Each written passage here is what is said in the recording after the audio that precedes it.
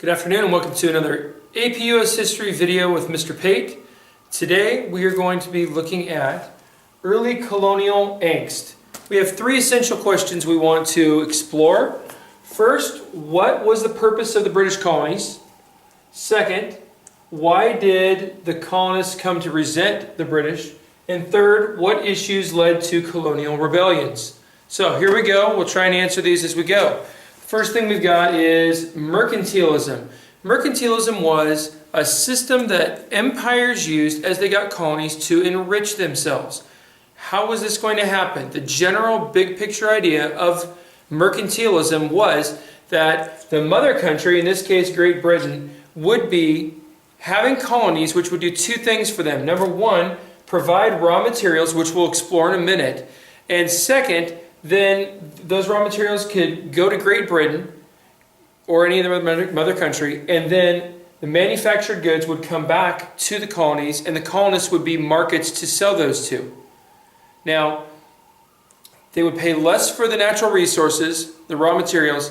They would sell for more the manufactured goods, and this is providing employment in Great Britain. So this is an all-around win. It's going to mean more money. You have like a import. You are exporting more than you're importing, so you have a trade surplus. You also are in a situation where you're providing employment for your home country, which raises the standard of living and enriches the native population there, in this case Great Britain. So it's a really good thing if you are the British. Now, what are the things that they're going to get? Well, we'll get into that a little bit more in triangular trade in a moment, but what I want you to do is have a pretty good idea that raw materials are going to be going over, and the colonists are going to be forbidden, and this is going to happen through something called the Navigation Acts. The colonists, they're going to set rules to run this mercantilist system after the colonies get settled and going. They're going to say you're forbidden to do manufacturing, and in fact there were no factories, so no manufacturing was going on in the colonies, but they're going to say in North American colonies, you send the raw materials. You can only trade with us. That's part of the Navigation Acts as well. Trade would be allowed only with the British, and if you wanted to trade outside that, you had to stop in London and pay a fee to trade somewhere else, to discourage you from doing that because it would cut into your profits. So you would most likely just trade with Britain, or like down in the British West Indies with British other islands and colonies that they had. So you would trade within the British system. So the British are helping out their colonies, they're enriching the mother country and providing more employment opportunities there. So this is kind of what mercantilism as a system is exactly designed to do. And the Navigation Acts put into place in the mid-1600s are going to be a system to enforce that trade will happen the right way that'll benefit the mother country. Well, what we're going to see happen is something called salutary neglect. The British call it benign neglect. And essentially this means that the British, enough people complied with the Navigation Acts and didn't smuggle and try and work outside the parameters of what the Navigation Acts did, that they made plenty of money. If people traded outside, some of them paid them, but lots of people just agreed the easy thing was to just trade with the British, sell their goods, and of course, the colonists are still making money. They wouldn't be able to buy anything if they weren't making money, but the home country is making more money. So the raw materials are flowing in, and so basically when some people are smuggling or going outside the network, trading with like French islands in the Caribbean or French Canada or things like that, well, it's not the end of the world, okay? When this happens, the British, they're just too busy with other things. The affairs of Europe over here, and so as long as they're making positive cash flow, they get less and less interested. Now, the problem is going to come after the French and Indian War, which we'll talk about. That's a subject for our next video. But essentially, when the British decide to crack down, it is very similar to a teenager who, they're given a curfew by their parents. Don't be later than 10 o'clock or 11 o'clock. And one day the teen comes in and they're, instead of 11 o'clock, it's 11:05, and they're expecting to just get, hammered over this. Nothing happens. And then another time they kind of find out that, oh wow, I came back at 11:15, nothing happened. My parents are just going to sleep. Well, years go by and they never get a consequence for coming in late. This is very similar to the solitary neglect, where the colonists are basically being allowed to kind of do what they want to do. Okay? And again, enough of them are complying that the British are making money, seeing the colonies are prosperous, and they have too many other things going on, like fighting the French. So they're not as worried about if one colonist or one merchant is trading outside the empire. It's not worth their time to really micromanage the colonies. Well, one day, just like the British are going to find out after the French and Indian War, when they start trying to micromanage the colonies, one day the teen comes home at 3 in the morning, parents are up, parents are angry, what is wrong with you? And they drop the hammer and say, you're grounded for 3 months. And the teen's like, you haven't enforced this once in the last 4 years. How are you kidding me? This seems totally unfair. Okay? Well, that is basically what happens with solitary neglect, which is going to last until 1763 when the French and Indian War is over. So you're talking over 100 years. I mean, that's multiple generations of families' entire lives going through where neglect is going on. Okay, so the third item we have is triangular trade. Now, I grant you this is not a perfect triangle, but I want to kind of explain what you have, because this is what the British mercantile system was designed to do. They are going to have the North American colonies, New England, they're sending whale oil, which was indispensable for lighting until later 1800s, extracting ability for petroleum and internal combustion engine. This is what's going to be used for a lot of like lighting oils for, basically people to have illumination at nighttime. Whale oil was a real big commodity. First, from trading in the Ohio River Valley, etc., timber, just raw timber, all would be shipped over and processed and manufactured in Great Britain. Rice, tobacco, indigo would be coming from South Carolina, North Carolina, the Chesapeake area, up into Virginia, Maryland, and they would be sending these products, again, over. And the tobacco would be manufactured into cigarettes and then sent back and sold for even bigger profit. The British West Indies are sending over molasses and sugar. And the triangle, some of the molasses and sugar actually is going to end up in New England. But you're going to see a few things like the rum coming from this molasses out of New England is going to be produced and sent actually to the west coast of Africa. Iron, just raw iron, gunpowder, even some ships are going to be exported coming out because the New Englanders are going to become very proficient shipbuilders.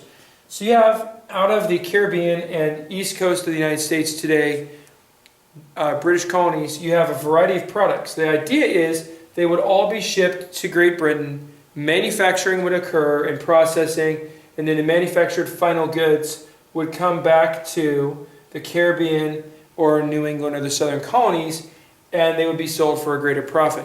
So they make some money, and then the mother country makes even more money and has the employment, and that keeps everyone happy. But where we add in something else here is with West Africa. West Africa is going to be having different empires take the captive, the losing side in wars, and they're going to sell them off. And when they do this, you're basically going to see slaves coming. Some of them actually will come to South America, but we're going to focus on the British colonies, the British West Indies, and predominantly in what is today the southern eastern coast of the United States. But throughout the colonies, you're going to have slaves get sold. Now, we'll talk about when the switch happens with this from indentured servants to slaves in just a minute. But you're going to see some products being shipped from Great Britain or even from the east coast of the United States down to Africa. A lot of trading rum for slaves is going on. And now, again, you have another location that's involved in this trade. So you kind of have this triangle of Britain to Africa to kind of this east coast area of the New World where you have trade going on between these three. That's what triangle trade is, and you will see that at some point, I'm confident. Rebellions. Now, rebellions are going to occur for a couple of different reasons. One of the big things with rebellions is the governments were pretty meager. They didn't do a lot, and they certainly were focused in a little capital city type of area. They were not out there exerting influence in frontier areas. And this leads to a lot of dissatisfaction on the part of lots of colonists, especially poor colonists. So, rebellions that occur. Bacon's Rebellion in 1676 is going to be in the Virginia frontier, the western part of Virginia.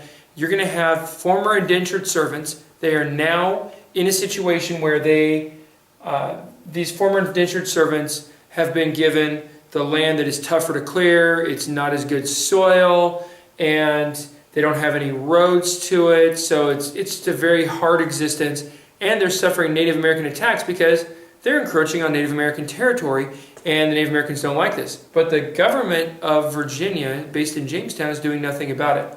So Nathaniel Bacon and his adherents are actually going to attack Jamestown and badly damage it, and basically until the governor returns with, he fled. When he returns with reinforcements from the British government, he's going to put down this rebellion, but it is going to do a couple things. Number one, this is the end of indentured servitude. No one wants indentured servants after this.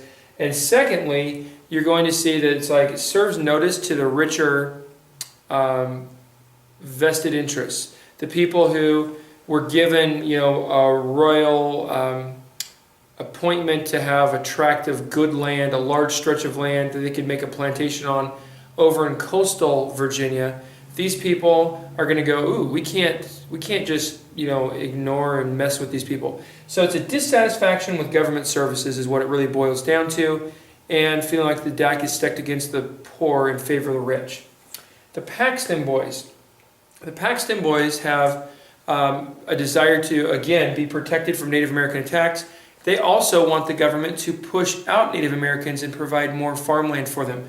In a lot of ways, these are very similar concerns to what Bacon's Rebellion had. This is now in Pennsylvania, that you have people desiring land, desiring to fulfill kind of what we today would say is that American dream of having your own land, striking it, making your own opportunity. And the Paxton Boys are going to be pushing for this. And they actually start marching on Pennsylvania, and Benjamin Franklin and others are going to have a delegation kind of answer their concerns and grievances and solve the problem. The regulator movement is going to happen in South Carolina, and something similar happens later in North Carolina. And the regulator movement is essentially, again, you've got kind of frontier farmers not getting any government protection, and they have a band of outlaws that are marauding around, abusing their families, killing people, and taking people ransom, and stealing all their goods and crops and livestock, and just generally doing terrible things as criminals. And so this band of these farmers are going to get together, and they dub themselves they give themselves the nickname of the regulator movement. And the regulators essentially are going to go around as kind of a group and attack and either push out or get rid of these outlaws. But then they get into a situation where they're skirmishing and fighting with the local hunters that live in the same area on the kind of the frontier. And this almost develops into kind of a little mini civil war within South Carolina. And again, what are some common themes here? Well, to answer our essential question C, what issues lead to the colonial rebellions? A failure of colonial governments to respond to their concerns, and just generally the problems that frontier farmers are facing, Native Americans, and just general inequality and the frustrations they have. This is kind of outside the scope, these items, of what the big picture is that we'll see in the next video of causes of the American Revolution. But they're showing this discontent, and you will see that at the Constitutional Convention later on, these rich landowners who are the founding fathers, when they're framing the Constitution, they're going to pay attention to the fact that they need to quell possible rebellions, especially after Shays' Rebellion happens, which we'll get to as a later topic. For our earlier essential questions, what was the purpose of the British colonies? It was mercantilism, increase the power and certainly the national wealth, the standard of living in Great Britain. Why did the colonists come to resent the British? Essentially, because of solitary neglect and how they felt like the rug was pulled out from under them after the French and Indian War. A topic we'll explore more on the next video. That's all the time we have for today. Stay classy.